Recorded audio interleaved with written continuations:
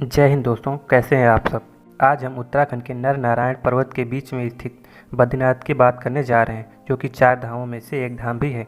दोस्तों, आज के वीडियो में हम जानेंगे कि हमको बद्रीनाथ कैसे पहुंचना है, बद्रीनाथ में रुकने की क्या व्यवस्था है, बद्रीनाथ में खाने की क्या व्यवस्था है, और बद्रीनाथ यात्रा का हमारा सबसे उचित और अच्छा समय कौन सा होगा। और अंत में ये भी जानेंगे कि हमारा बद्रीनाथ यात्रा का कुल खर्चा कितना लग जाएगा। तो दोस्तों, बने रहिए मेरे वीडियो में और एक एक करके सारी बातों को विस्तार पूर्वक समझते हैं, जिससे आपको बद्रीनाथ यात्रा करने में काफ़ी सहूलियत मिले। सबसे पहले बात करते हैं कि हम बद्रीनाथ कैसे पहुँचें। दोस्तों, हालांकि आपका बद्रीनाथ पहुँचने का एक ही माध्यम है, जो है आपका बाई रोड। लेकिन पहले ये जान लेते हैं कि आप जिस भी शहर या राज्य से आ रहे हैं वो आपके लिए क्या क्या साधन है। तो यहाँ पर आपके पास 2 साधन हैं। पहला तो है ट्रेन। अगर आप ट्रेन से आना चाह रहे हैं तो जो नियरेस्ट स्टेशन है वो आपका हरिद्वार रेलवे स्टेशन, या फिर आप योग नगरी ऋषिकेश रेलवे स्टेशन भी आ सकते हैं। आपके शहर से जहाँ तक की ट्रेन मिले आप वहाँ तक आ सकते हैं। दूसरा ऑप्शन है दोस्तों आपके पास फ़्लाइट का। अगर आप फ़्लाइट से आना चाह रहे हैं तो जो नियरेस्ट एयरपोर्ट है वो आपका देहरादून एयरपोर्ट, तो आप देहरादून आकर भी बद्रीनाथ पहुँच सकते हैं। तो अब बात कर लेते हैं कि हमको हरिद्वार या देहरादून से बद्रीनाथ की यात्रा कैसे करनी है और हमारे पास क्या क्या साधन होंगे। तो यहाँ पर हमारे पास केवल 2 साधन हैं। पहला साधन तो ये, जो कि सबसे सस्ता साधन है, वो है आपका बस का। दोस्तों, वहाँ पे सरकारी बसेस चलती हैं और कुछ प्राइवेट बसेस भी चलती हैं, तो आप बस के द्वारा बद्रीनाथ पहुँच सकते हैं। सबसे पहले बात करते हैं कि हरिद्वार से लेकर बद्रीनाथ की जो दूरी है वो आपकी 315 किलोमीटर की है, और ये 315 किलोमीटर की दूरी तय करने में आपको लगभग 10 से 12 घंटा बस के द्वारा लग जाता है। और अगर आपकी ट्रेन ऋषिकेश तक की है, या अगर आप ऋषिकेश आना चाह रहे हैं तो ऋषिकेश से आपकी दूरी 20 किलोमीटर कम पड़ जाती है, यानी कि ऋषिकेश से बद्रीनाथ की दूरी 295 किलोमीटर पड़ती है। लेकिन मेरा सुझाव ये है कि अगर आप ट्रेन से आ रहे हैं तो आप हरिद्वार उतरिए, क्योंकि हरिद्वार से आपको बस के ऑप्शन ज़्यादा मिलेंगे और आपको सीट भी मिल जाती है। बात करते हैं दोस्तों यहाँ पर बस के टिकट क्या रहेंगे। तो यहाँ पर दोस्तों जो आपको बस का किराया है वो आपका 600 रुपये एक पर्सन का पड़ेगा। और इस बस का टिकट हम कहाँ से निकालेंगे। तो दोस्तों, आप हरिद्वार पहुँचेंगे तो आपको बस स्टैंड में ही आपको बहुत सारे ट्रैवल एजेंट हैं, तो आप वहाँ से बस का टिकट निकलवा लीजिए और आप अपनी यात्रा प्रारंभ कर सकते हैं। यहाँ पर एक और इम्पॉर्टेंट पॉइंट आपको बताना चाहूँगा कि जो हरिद्वार से आपको डायरेक्ट बद्रीनाथ के लिए कम बसेस देखने को मिलेंगे। अगर आपको डायरेक्ट बद्रीनाथ के लिए बस नहीं मिलती है तो आप हरिद्वार से बस पकड़िए जोशीमठ के लिए। दोस्तों, जोशीमठ वो जगह है जो बद्रीनाथ से 45 किलोमीटर पहले पड़ता है। तो दोस्तों, आप जोशीमठ तक बस से चले जाइए, और जोशीमठ से 45 किलोमीटर का सफ़र आप जीप या टैक्सी से कर सकते हैं। तो दोस्तों, ये जीप वाले या टैक्सी वाले जो आपके जोशीमठ से बद्रीनाथ तक किराया लेंगे वो 100 रुपये प्रति पर्सन लेंगे, और वो आपको बद्रीनाथ छोड़ देंगे। और दूसरी बात करते हैं दोस्तों, अगर आप फ्लाइट से आते हैं तो हमें बद्रीनाथ के लिए बस मिलेंगी कि नहीं। तो दोस्तों, देहरादून से भी आपको बस मिल जाएंगी। अगर आप देहरादून एयरपोर्ट आते हैं तो आप बस स्टैंड जाइए, वहाँ से आपको बद्रीनाथ के लिए बसेस मिल जाएंगी। दोस्तों, देहरादून से बद्रीनाथ की दूरी की बात करूं तो आपका 330 किलोमीटर पड़ेगा, और ये 330 किलोमीटर का सफ़र तय करने में आपको लगभग 11 से 12 घंटे का समय लग जाता है। तो दोस्तों, ये तो था आपका बस का ऑप्शन। दूसरा ऑप्शन है टैक्सी का। अगर आपकी फैमिली है या आप 4 से 5 लोग हैं और आप पूरी टैक्सी बुक करके जाना चाहते हैं तो आप टैक्सी बुक करके भी बद्रीनाथ पहुँच सकते हैं। टैक्सी के फेयर की अगर मैं बात करूँ तो दोस्तों, ये आपका 6 से 7 हज़ार रुपये आपसे लेते हैं और ये आपको बद्रीनाथ छोड़ देते हैं। तो दोस्तों, ये तो था कि हमको बद्रीनाथ कैसे पहुंचना है। अगली बात करते हैं दोस्तों कि अब हम बद्रीनाथ पहुंच चुके हैं और अब हमको रुकना कहाँ है।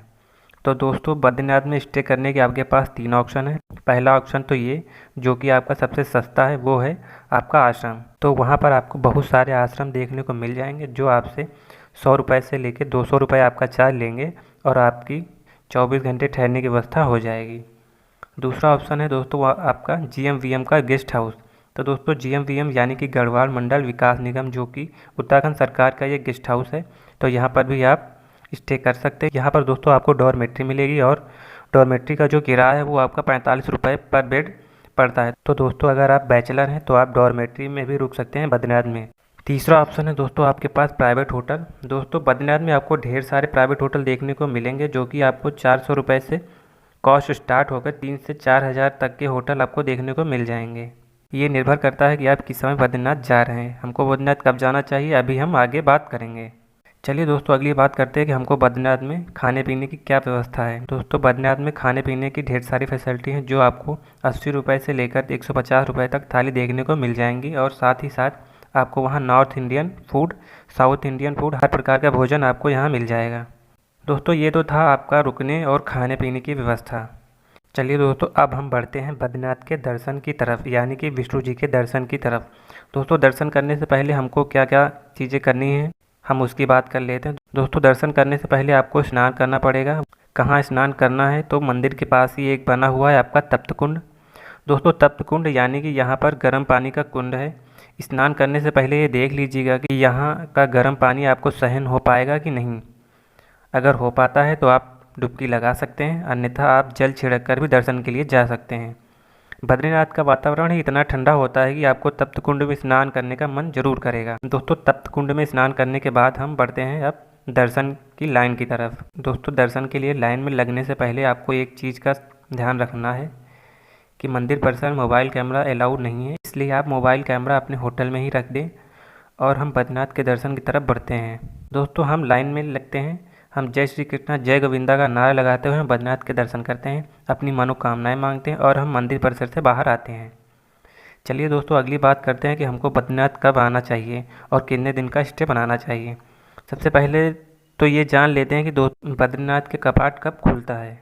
बद्रीनाथ का कपाट मई महीने में यानी कि अक्षय तृतीया के दिन बद्रीनाथ के कपाट खोल दिए जाते हैं और कार्तिक पूर्णिमा यानी कि अक्टूबर के आसपास ये कपाट बंद कर दिए जाते हैं और अगले कपाट अगले साल के मई महीने में खोले जाते हैं। इसका कारण यह है कि यहाँ पर भारी बर्फबारी होने के कारण रास्ते और मंदिर पूरी तरह से बर्फ़ से ढक जाते हैं, इसलिए यहाँ कपाट बंद कर दिए जाते हैं।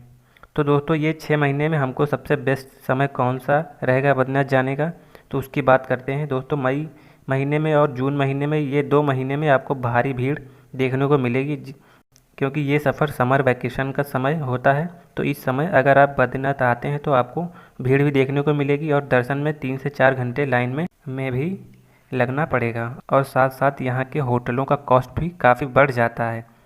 तो अगर आप इन सब चीज़ों से बचना चाहते हैं और आपके पास पर्याप्त समय है तो आप सितंबर या अक्टूबर महीने में आइए। दोस्तों ये 2 महीने जो हैं इनमें आपको ना ही ज़्यादा भीड़ देखने को मिलेगी और ना ही वहाँ होटलों का कॉस्ट ज़्यादा देखने को मिलेगा और साथ ही साथ आपको बद्रीनाथ के दर्शन भी 1 से 2 घंटे में हो जाएंगे। चलिए दोस्तों अगली बात करते हैं कि हमको बद्रीनाथ में कितने दिन का स्टे बनाना चाहिए।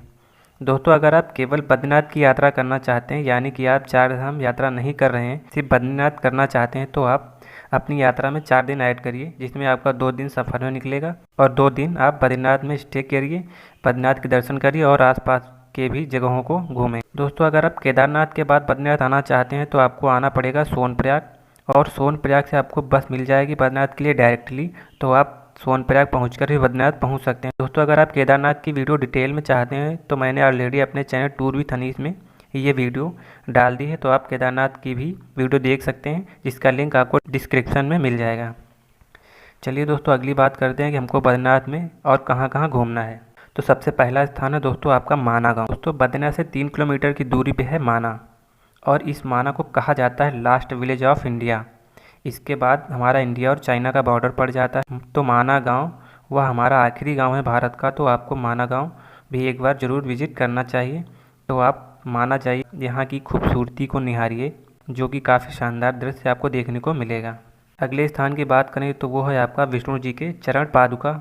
दोस्तों बद्रीनाथ से 2.5 किलोमीटर पर्वत की चढ़ाई चढ़कर आपको जाना पड़ेगा विष्णु जी के चरण पादुका के दर्शन करने। ये कहा जाता है विष्णु जी जब धरती पर आए थे तो यहीं पर उन्होंने अपना पहला चरण रखा था, तो आप यहाँ भी जाइए, दर्शन करिए और प्रभु का नाम लीजिए और बढ़ते हैं अगले स्थान की ओर। अगला स्थान है दोस्तों आपका व्यास गुफा। दोस्तों माना से आधा किलोमीटर और वॉकिंग डिस्टेंस पर आपका पड़ता है व्यास गुफा।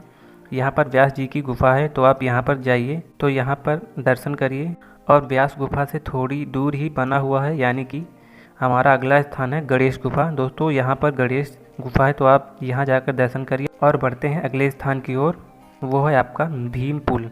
दोस्तों भीम पुल भीम के द्वारा निर्मित एक पुल है। जब पांडवों को स्वर्ग की ओर जाना था तब यहाँ सरस्वती नदी का बहाव काफ़ी तेज़ था, तो भीम ने एक पहाड़ की शिला को उठाकर सरस्वती नदी पर रख दिया था और इसी पुल से पांडवों ने नदी पार की थी।